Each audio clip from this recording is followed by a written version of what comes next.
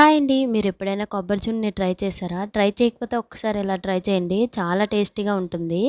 First అయితే మనం వీటి కోసం కొబ్బరి ముక్కలైతే తీసుకోవాలండి. బ్యాక్ సైడ్ ఉన్న బ్రౌన్ కలర్ పార్ట్‌ని తీసేసి చిన్న చిన్న ముక్కలుగా కట్ చేసుకోవాలండి. నేనైతే 1 కప్ కొబ్బరి ముక్కలైతే తీసుకున్నానండి. వాటిని మిక్సీలో వేసుకొని ఫోర్స్‌గా గ్రైండ్ చేసుకోవాలి.